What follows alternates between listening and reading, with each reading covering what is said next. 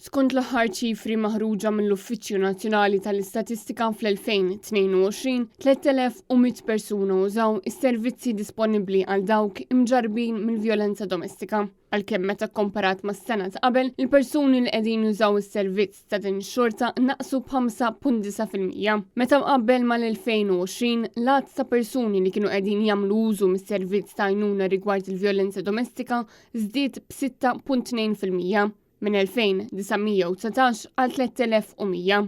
Fl-2022 70.1% tal-persuni li kienu qegħdin jużaw servizz bħal dawn użaw servizz wieħed, 21.1% użaw żewġ servizzi u 8.7% użaw 3 jew aktar mis-servizzi ta' għajnuna. L-aktar każi ta' vjolenza domestika ġew irreġistrati mal-Aġenzija Appoġġ bil-fejn 93 vittma li sofrew xi forma ta' abbuż, filwaqt li 2046 vittma avviċinaw il-korp tal-Pulizija għall-għajnuna. L-ammont ta' każi reġistrati ta' vjolenza domestika kienu l-aktar lejn in-naħa tal-port u l-vittmi kienu kollha nisa.